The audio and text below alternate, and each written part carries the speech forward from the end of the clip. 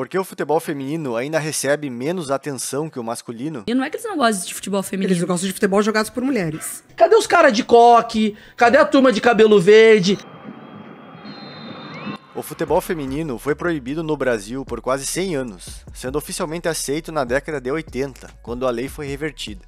Muitas pessoas associam esse período como derradeiro na questão do atraso do futebol feminino em comparação ao masculino, visto que o feminino não conseguiu evoluir e nem cair na graça do povo, pois estava proibido por lei. O futebol feminino, as pessoas só têm que aceitar, sabe? Os caras que não gostam de futebol feminino, não é que eles não gostam de futebol feminino. Eles gostam de futebol jogados por mulheres. Outra questão muito levantada é de que o gênero feminino não é bem aceito no futebol. Essa ideologia sugere que elas sofrem preconceito apenas por serem mulheres, e que o motivo principal para não alavancarem no cenário é o preconceito. Não, eles gostam de ver homem jogando. Sim. Não é porque o futebol... Eu gosto de futebol. O que você gosta de ver no futebol? Gol, ataque contra defesa. É isso que eu gosto. Um jogo maneiro, isso é futebol. Agora, se você é contra o futebol feminino, não é porque você é contra o futebol feminino, é que você gosta de ver cara. Pra mim, só é essa a explicação. Eu só gosto de homens. Acertou. E você, acha que o futebol feminino não está no nível do masculino por preconceito ou por outro motivo? Deixe sua opinião nos comentários. A cobertura da mídia para o futebol feminino é muito menor em comparação com o masculino. Isso se reflete na quantidade e na qualidade da cobertura jornalística, o que influencia a percepção pública e o interesse no esporte. Para termos ideia da diferença de cobertura e público, a Copa do Mundo feminina inteira, segundo a Rede Globo de televisão, teve público de 62,2 milhões de telespectadores aqui no Brasil. Se formos contar a nível mundial, esse número pode chegar a 200 e 300 milhões de telespectadores. Agora no futebol masculino, somente na final da Copa entre Argentina e França, o público, segundo a FIFA, foi de 1,5 bilhão de espectadores. Rica Perrone explica como a mídia, que se diz imparcial, influencia no futebol feminino. Segundo ele, as meninas entrevistadas são induzidas a repetirem discursos midiáticos. Então, cara, torcer contra ou secar a seleção feminina, porque ali tem algumas lacradoras, eu acho com um pouco de sacanagem. É só uma opinião, brother, entendeu? É só o que elas acham, é só o que elas querem botar pra fora, é só o que talvez a imprensa fomente na orelha delas. É muito difícil pra um atleta, cara, que não tá acostumado a lidar mediaticamente, que esse microfone dessa câmera não é um negócio fácil de lidar, cara. Tu acha que é mulher? Ah, você aí faz. Não é questão de ser difícil fisicamente, não. É difícil de você lidar com isso, porque você tem uma série de questões quando você faz isso. O dia inteiro as coisas mudam pra você. Todo dia, o tempo inteiro tem alguém te julgando e falando alguma coisa com você.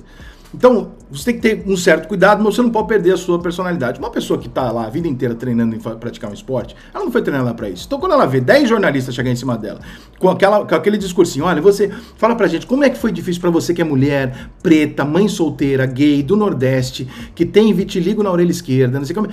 Ela vai induzida a entrar nesse discurso. Então, muitas vezes, essas mulheres, talvez elas nem fossem entrar nesse discurso vitimista. Talvez elas simplesmente fossem dizer, gente, é assim, vamos lutar, vamos batalhar para o nosso futebol feminino conseguir chegar onde ele pode chegar um dia. E tomara que um dia a gente chegue no patamar do masculino. E pronto. Qual é o teu nome? Dileia. Dineia, valeu. Dileia. Dineia, valeu, Dineia. Dileia. Aí a concentração da Marta. Mas é a Fran, ela na bola, pé direito. Os clubes e federações investem muito mais no futebol masculino, o que se traduz em melhores infraestruturas, treinamentos e condições para os jogadores. O futebol feminino frequentemente sofre com falta de recursos e apoio institucional. A falta de patrocínios e apoio financeiro para o futebol feminino é uma barreira significativa. Sem patrocínios, é difícil para as equipes e ligas crescerem e se estabelecerem. Os valores dos patrocínios subiram bastante em relação aos anos anteriores, quando em 2020 o Corinthians levantou o título de campeão brasileiro feminino e faturou R$120 mil. E em 2023, o Corinthians novamente faturou R$1,5 milhão. Esse valor representa um aumento jamais visto, de mais de 1000%. Já no futebol masculino, a pegada é diferente. O Palmeiras foi campeão no ano de 2022 e faturou um montante de R$45 milhões. Em comparação com o feminino, as meninas receberam cerca de 2,6% do valor dos homens. A única explicação mais sensata é de que os investidores apoiam muito mais o futebol masculino do que o feminino.